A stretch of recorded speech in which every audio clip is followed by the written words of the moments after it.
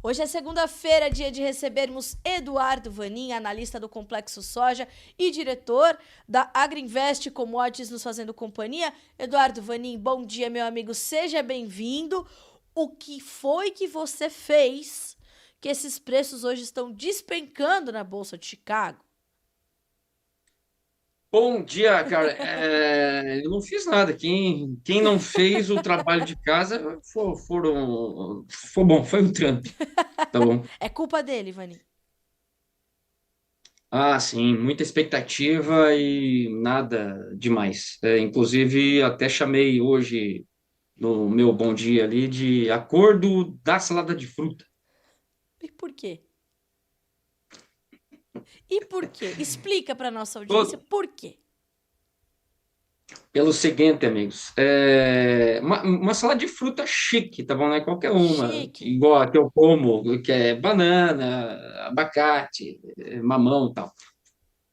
A salada de fruta aí é entre a Índia e os Estados Unidos, tá bom? O mercado esperava que um pouco mais o mercado, porque o Trump vinha falando que um grande acordo ia acontecer, e para abrir para o milho, para o trigo, dependendo da safra. Ela é importadora de trigo de qualidade, Estados Unidos é exportador desse trigo, e então abriria para importação. Milho também seria possível, dependendo e tal. Porém, não fez nada de nada, vai manter lá aquelas tarifas super altas sobre os grãos americanos, não vai permitir entrada de GMO, quer dizer, também não vai permitir importação de arroz. E aí ficou só para a saladinha de fruta chique, que é castanha pecan, eu nunca comi isso aí, e blueberry, entendeu? Então ficou. É mais uma granola do que uma salada de fruta. É o blueberry ali, né?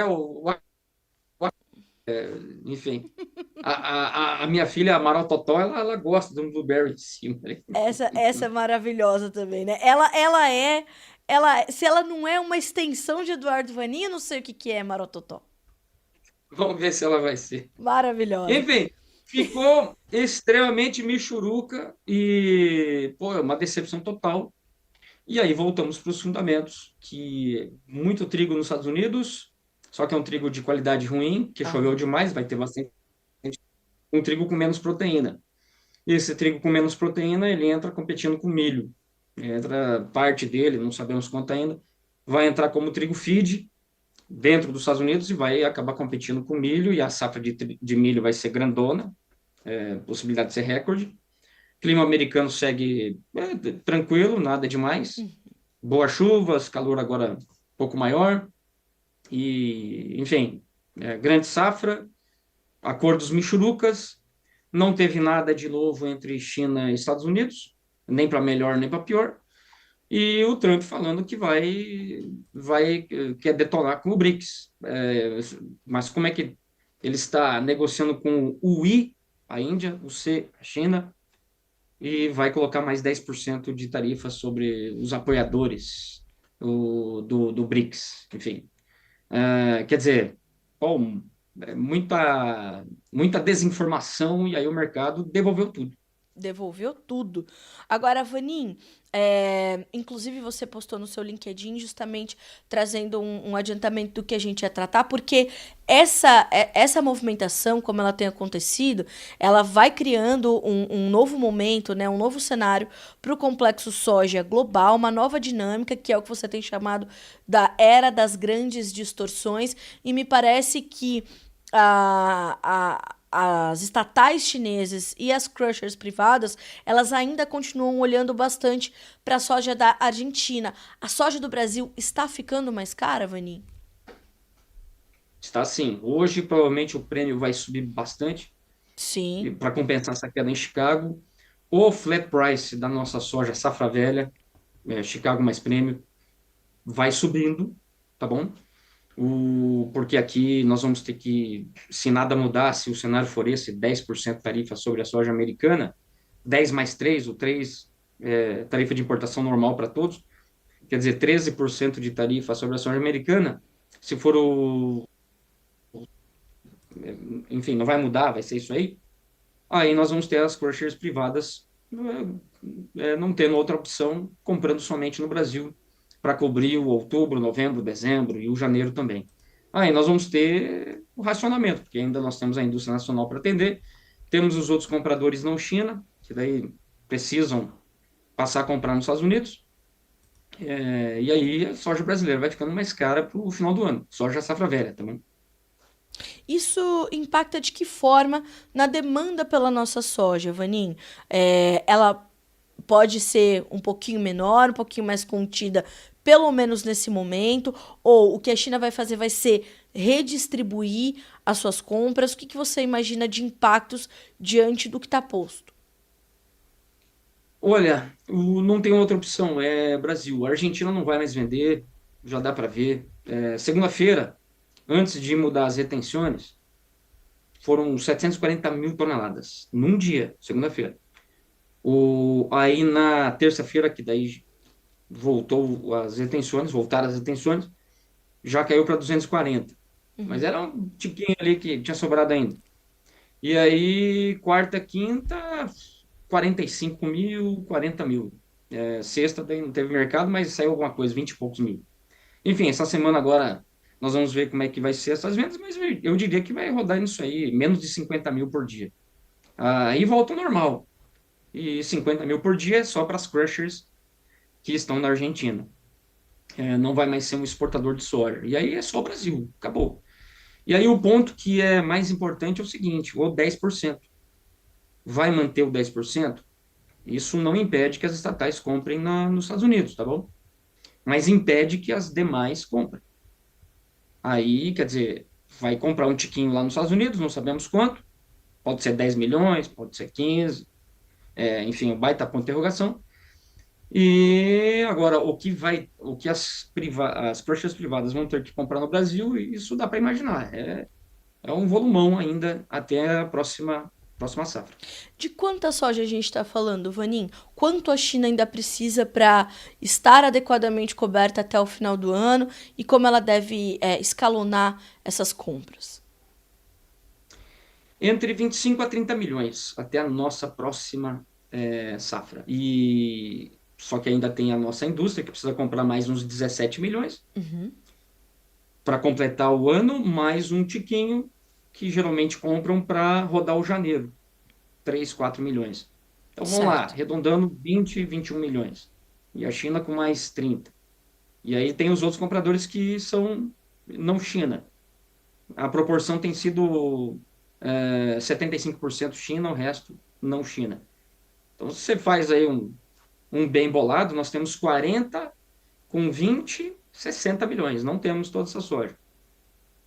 E como é que o preço aqui no Brasil vai reagir, vai chegar para o produtor? Porque o que nós temos visto nesse momento é o produtor também tentando entender que momento é esse para ele, se é momento de aproveitar e de ir a mercado. É esse momento, Vani? Você falou ainda hoje da possibilidade dos prêmios subirem um pouco mais. São prêmios que já Sim. estão altos, né? Sim. Bom, estão parelhos, um pouco mais caros que os Estados Unidos agora. Se não tivesse tarifa, a soja americana chega na China 20 centavos mais barata do que a nossa em setembro e outubro. Então, nossa soja já é cara. Tá bom? E isso vale para a China e não China. Se você pegar Japão, Norte da África, alguns outros países, a conta é a mesma. Outros países da Ásia, da mesma forma. Então, a tendência natural é esses países começarem a migrar para os Estados Unidos, aos poucos, conforme essa diferença ela vai aumentando. Agora, como é que isso impacta? Pressão. Nós vamos ter uma briga por soja, tá bom? Para safra velha, entendo bem. Para safra nova, acompanhar um pouco distante. Ó, em anos que descola muito o prêmio da safra velha e da safra nova, chega a US$ 1,50 por bushel. Não está toda essa diferença. Hoje aí nós temos perto de US$ 1 por bushel. Mas pode aumentar essa diferença. Pode puxar um pouquinho por gravidade, vamos dizer assim, por atração, gravidade para baixo, né? Por atração, pode atrair um pouquinho, dar uma firmezinha para a safra nova brasileira. E se o Brasil tiver algum problema de plantio, não produção, mas atrasar o plantio, Uhum. aí chega mais perto, tá bom? Muita atenção ao clima setembro, outubro, porque pode sustentar os prêmios se a gente plantar atrasado. A gente já tem alguns sinais que são possíveis da gente ver nesse início de julho para o clima nesses meses que você citou. A gente já tem alguns sinais que os mapas climáticos nos apontam, Vani? Por enquanto não, parece que vai ser dentro do normal. Nós não temos, vamos ter neutralidade, Laninha, o Enzo. E aí segue a normalidade, mas sabe como é que é clima, né? Você Cê- fala hoje, amanhã não vale mais. Amanhã não vale mais. Agora, o estranho é que, parecido com 2023, não estou falando que vai ser assim, mas se a gente lembrar, tivemos chuvas fora de época, maio, junho, isso parte centro-norte do Brasil. E aí, de repente, cortou, não choveu mais.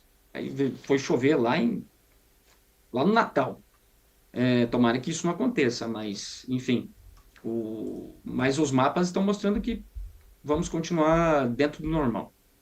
Vanin, na sexta-feira nós fizemos juntos uma live ali no canal da Greenvest. A gente falou muito sobre essas margens de esmagamento para os chineses, essa demanda que eles ainda precisam cobrir. Enfim, a gente falou bastante sobre isso e como em junho a Argentina foi teve uma participação histórica ali, né, naquelas compras de 183 barcos de soja que a China comprou, 74, salvo engano, vieram da Argentina. Enfim, a gente teve. E você citou uma diferença entre o preço da soja argentina e o preço da soja brasileira. Como é que hoje essa diferença está e como é que ela é enxergada pelo comprador? Pergunto isso pelo seguinte: os nossos prêmios tendem a continuar subindo, mas as retenções voltaram a subir também para os argentinos. Em algum momento, o comprador pode ofertar um pouquinho mais pela soja argentina e ainda assim a soja argentina ficar mais barata a ponto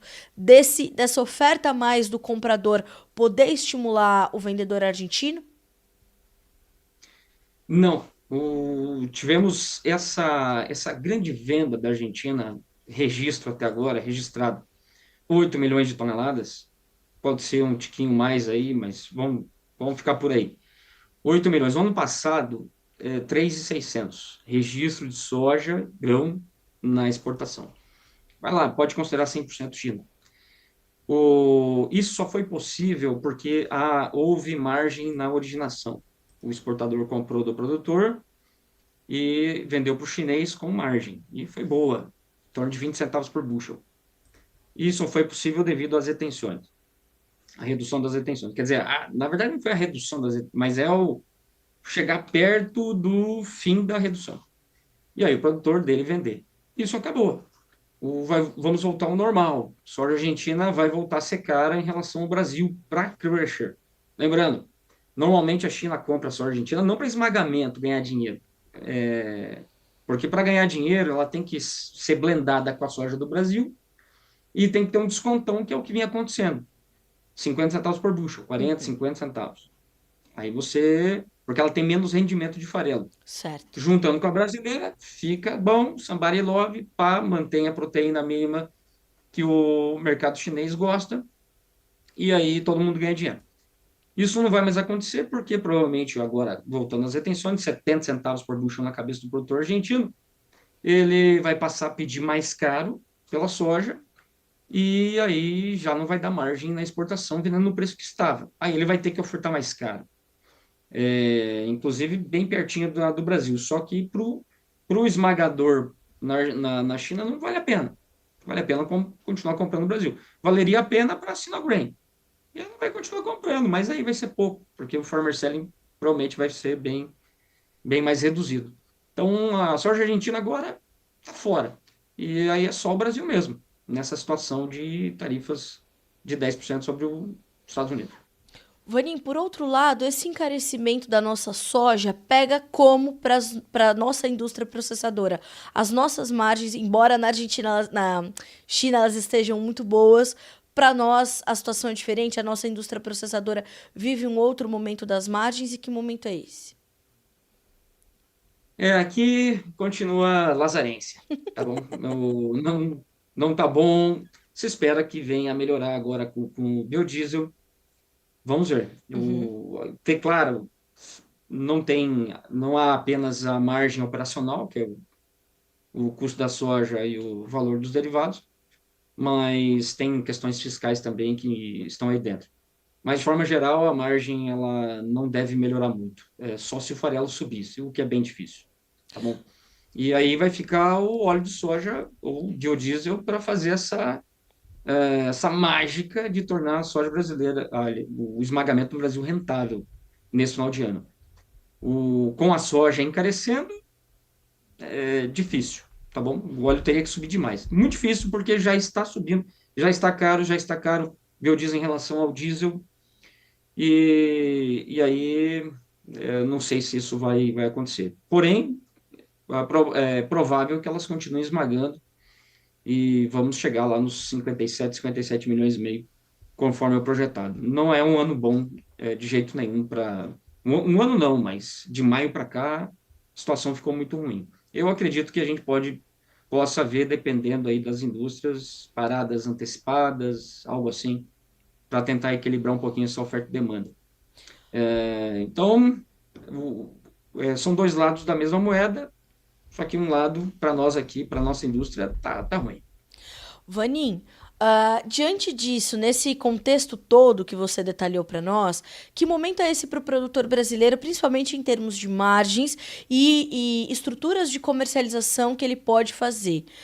Hoje, quais são as opções que o produtor que está nos ouvindo tem, principalmente para comercializar a soja disponível? A 25-26, você trouxe alguma coisa, deu uma pincelada nela ali, olhar para a questão climática, os prêmios e tudo mais, mas para a soja disponível, que inclusive está ali, né, disputando espaço de armazenagem e logística com, né, o milho, é típico do Brasil nesse momento o produtor viver esse dilema.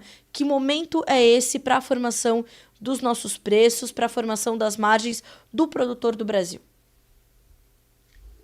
Bom, fica muito atento a esse pagodinho aí é, enfim, se vai ter algum acordo ou não nos Estados Unidos e China. Tendo o acordo, a soja brasileira desaba. Não, ela vai ser igual à soja americana, que é cara. Nunca vai ser barata, por N aspectos. Mas não vai ser barata, porque é uma safra menor, tem uma questão logística dos Estados Unidos também, tem mais, está diminuindo a dependência da exportação, aumentando o consumo interno, e aí nós vamos colar na soja americana. Vai parar de subir, ou vai subir se os Estados Unidos subir. E é isso aí. É, Nunca esse é o ponto, tá bom? Realmente fica difícil vermos uma queda. A não ser que a indústria venha realmente parar, reduzir o esmagamento. Você tem que ficar atento também. Mas com o aumento do biodiesel, por enquanto, não seria um risco muito grande. Quer dizer, safra velha é, vai continuar ganhando valor. E se o câmbio ajudar, mais ainda. Tá bom? Então, não sou pessimista para soja, safra velha, não. Safra nova, tem que tomar muito cuidado com a boca da safra sempre. Ah, mas e aí se China só comprar aqui e tudo mais? Na boca da safra isso não faz diferença, tá bom?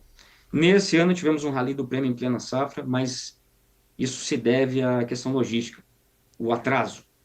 Indo normal o plantio, esqueçam, não vamos ter esse episódio, esse cenário de alta do prêmio na boca da safra. E vai ser uma safra maior e vamos ter que vender mais. Para vender mais, tem que conquistar o chinês. E aí, claro, via preços bases menores para a boca da safra. Depois da boca da safra, daí é uma outra situação, envolve de novo toda a especulação que a gente está tendo agora, vai ter lá na frente também. Vanim, você, Isso, é isso aí. Safra velha tende vai para um cenário de aperto. Safra nova, boca de safra, muito cuidado.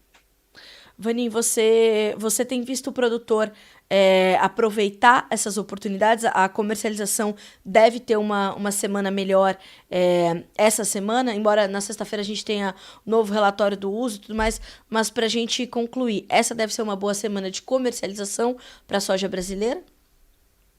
Ainda não. Está indo bem a conta gotas, não acredito que o produtor venha intensificar. Porém, tem uma coisa que a gente tem que sempre estar atento. Agosto é um mês também de pressão de venda, e agosto, o sul, começando agosto, depois Hum, vai vindo um pouco mais para frente para cá, é recebimento de insumo. Produtores ainda tem um tanto aí para ser. Então, quer dizer, produtores ali em agosto já tem que estar com fertilizante dentro de casa. certo. E muita coisa ainda tem que ser feita. E eu imagino que o produtor vai vender a soja para comprar o insumo da safra que vem. Aí você vai ter pagamento de insumos, linhas de crédito, custeio, e também compras para a safra que vem que ainda precisam ser feitas. E aí, quer dizer, aí o agosto tende a ser um mês de mais venda. Tá certo. Bom, Vanin, quero muito te agradecer pela companhia. E nessa sexta-feira, dia 11, estaremos juntos mais uma vez, certo? Lado da Ancord AgroSem. Vamos resolver junto algumas questões. Então, para quem está se preparando para tirar a certificação, não perca. E aí, vamos, claro, sempre falando um pouco de mercado, mas o tema vai ser isso aí. Até porque quem quer fazer a certificação precisa estar com as informações de mercado na ponta da língua, né, Vanin? Precisa entender o contexto. Ajuda Exatamente. muito. É isso, é Para não bom. ficar assim, né? Física quântica, onde que eu vou usar isso? O conteúdo que cai lá no exame da Ancord AgroSem, onde eu vou usar isso? No dia a dia. Ué, lógico, é tudo muito prático. É isso, vamos acompanhar. 11 horas, sexta-feira que vem, estamos juntos. Eduardo Vanin, obrigada, meu amigo. Bom dia, boa semana pra você. Estamos juntos então na sexta, mas que seja uma semana muito produtiva e próspera pra você e pra todo o seu time aí na Greenvest. Até mais, um abraço. Obrigada. Igualmente, um abraço a todos, boa semana. Obrigada pra você também. Até mais.